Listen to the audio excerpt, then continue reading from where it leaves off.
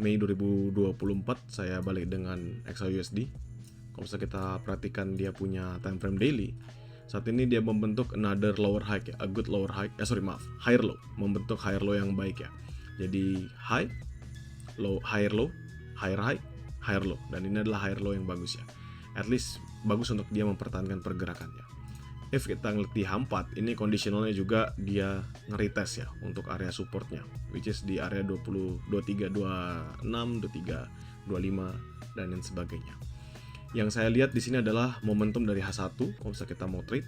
Di H1 ini nih saya markingan kemarin, ya ini adalah markingan kemarin, saya pertahankan aja tetap nggak masalah. Yang kita lihat adalah another buy zone yang bisa terjadi. Kita usulnya ngomongin dari MACD-nya, MACD-nya ini ada potensial untuk bergerak golden cross. Satu itu dulu. MACD-nya ada potensial bergerak untuk golden cross, which is nanti volume bayarnya menguat dan bisa mendorong lagi pergerakan XAUSD. Artinya apa? Artinya selama dia bisa breakout, di sini kan teman-teman perhatikan ya, ada base sebenarnya, base minor. Kalau kita ngambil dari M30 sampai M15, teman-teman bisa ngeliat ada base minor ya. Base minornya di mana, King? Base minornya di sini. This one. Ini base minor sampai bawah tadi, this one. Jadi 2339, 2335. Di sini kalau saya patokannya adalah 2336 sih sebenarnya. Saya ganti ke 2336 aja biar gampang. Nah, this one. Ya, ini base minornya. Teman-teman lihat bahwa there's a potential untuk melanjutkan penguatan. Kita tarik trend line, down trend line. Ini dari time frame minor ya. Ini teman-teman bisa perhatikan. Ini saya ngambil time frame minor 15 menit lower time frame. Artinya apa? 2339 ini patokannya. 2339 breakout, maka dia lanjut bullish kuat ke 2345, 2347, lanjut bullish kuat ke 2350-an. Jadi 2339 lah yang menjadi patokan sekarang. Ya, kalau saya ganti ke H1, teman-teman akan lihat this one. Ya, 2339. Patokan kita untuk trade di hari ini. 2339. Ini adalah resistennya. Karena ketika 2339 ini breakout, most probably MACD-nya sudah golden cross dan RSI-nya juga kembali mengalami penguatan. Untuk buy di bawahnya, di bawah dari 2339, it's totally spekulatif. Jadi high risk, spekulatif banget, dan teman-teman bisa manfaatkan momentum itu.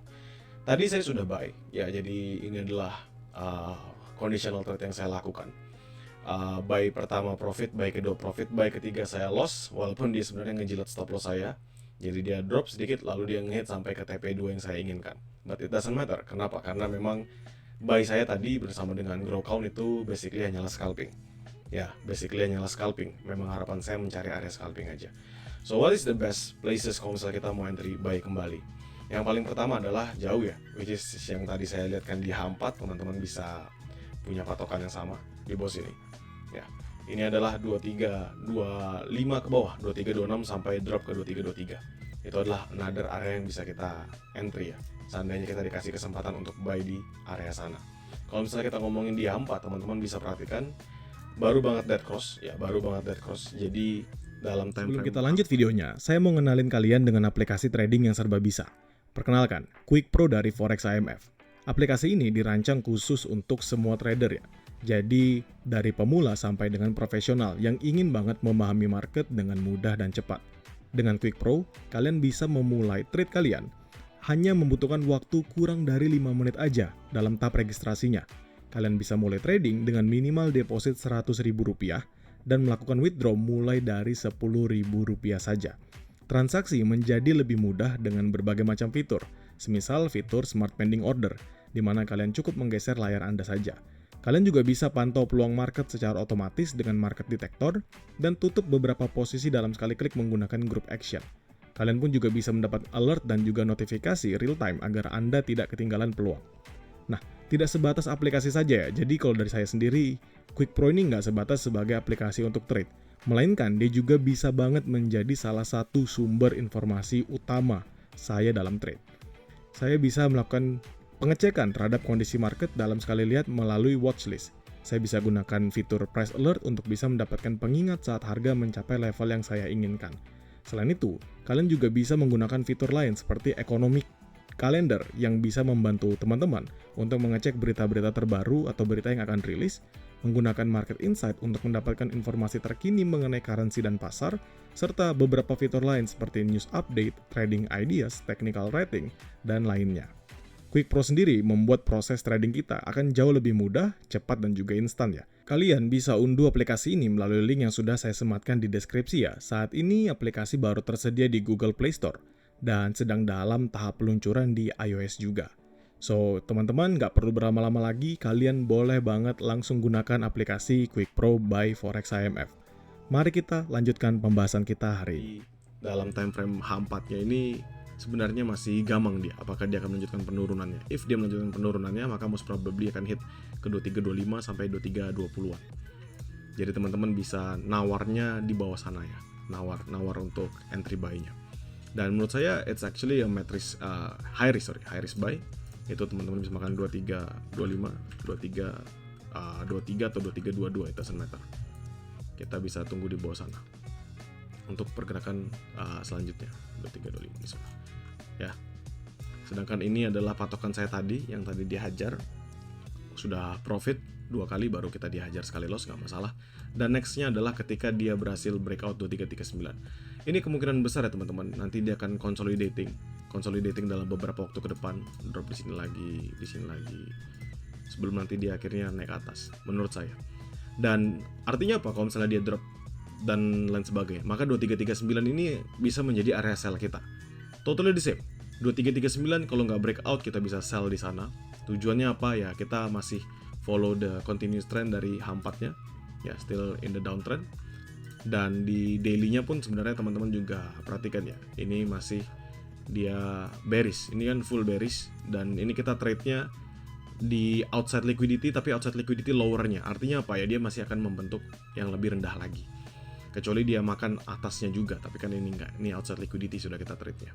Jadi yang kita perhatikan kondisional sekarang adalah 2339 patokan. If not breakout, teman-teman hit untuk nge-sell bisa jadi 2339, 2338, 2339, 2340, 2341 masih bisa hit sell-nya.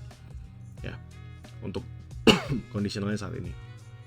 Tapi kalau kita ngomongin RSI, ya RSI dan MACD teman-teman kan sudah saya ajarkan. RSI drop, tapi di sini bullish, ya dia mengalami penguatan, teman-teman bisa lihat ini, saya turunin dikit.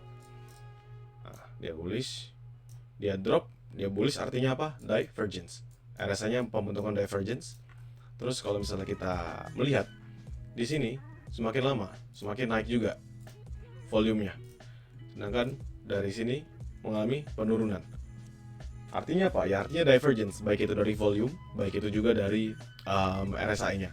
Sehingga hari ini, khusus di hari ini melihat pembentukan sekarang, saya nanti sampai sore fokus saya adalah bullish. Jadi saya akan mencari terus-menerus area buy, dan area buy. Sehingga 2339 area sell saya, itu saya sebagai scalping, saya incar scalpingan sell di sana dengan catatan if 2339-nya breakout, saya langsung entry buy continuation. Breakoutnya di M berapa King? M30, jadi 30 menit closing candlestick, saya breakout entry buy atau H1. Jadi dua-duanya bisa. Perbedaannya apa antara dua time frame itu ya? Beda risiko aja. Yang satunya jauh lebih berisiko karena kan time frame lebih rendah. Tapi setelah dia kasih ke 2325 lagi dengan momentum yang sama seperti ini ya, dengan divergence yang sama seperti ini, dia balik ke 2325 lagi, saya akan hit buy lagi. Jadi menurut saya better buat kita makan buy dengan momentum yang baik seperti ini, sudah ada mulai pembalikannya. Jadi ini bisa kita manfaatkan, at least setidak-tidaknya dia bisa naik lagi ke 2340-an ke atas, sampai hit ke 2350. Dan ingat ya, trade-nya ini kita sampai malam, dan nanti di malam hari akan ada news yang cukup signifikan, yaitu news kita yang akan kita tandingin adalah GDP quarter on quarter ini, dan initial jobless claim. Totally a strong move dan a strong news ya, yang bisa kita ikuti. Kalau menurut saya, kita nanti condong ke GDP dulu, baru nanti kita ngeliat ke initial jobless claim. Nanti saya akan jelaskan lebih detail lagi di dalam TikTok, sehingga nanti teman-teman bisa tonton videonya tentang harapan saya dalam trade di hari ini. Sejauh ini sih saya melihat bahwa ada potential buyer yang baik, dan teman-teman bisa mengikuti. Tetapi untuk kondisi sekarang agak sulit kalau misalnya kita masuk buy. Untuk kondisi sekarang, kenapa? Karena volatile. Kita bisa aja dimakan habis. Misalnya kita entry buy, kayak tadi saya entry buy di 2332, 2330 di sini. Ya, saya entry buy 2332, 2330, tapi stop loss saya adalah 2329 karena maksimal stop loss saya 20 pips untuk scalpingan. Dia hit sampai 2328, lalu dia rebound sampai ke TP1, TP2 saya malah ke ke TP2 saya, dan itu yang saya ingin hindari lagi kalau misalnya kita trade. Kenapa ya? Karena jangan sampai kita makan dalam conditional yang belum bagus, konfirmasinya sebenarnya ada, tapi ternyata kita di hit hanya karena volatility. Setiap stop loss kita di hit hanya karena volatility, lalu dia berbalik lagi. Jadi sekarang teman-teman bisa fokus untuk pergerakannya, dan menurut saya ini still strong for buyer, ya, still strong for buyer, dan semoga kita bisa profit untuk hari ini, teman-teman.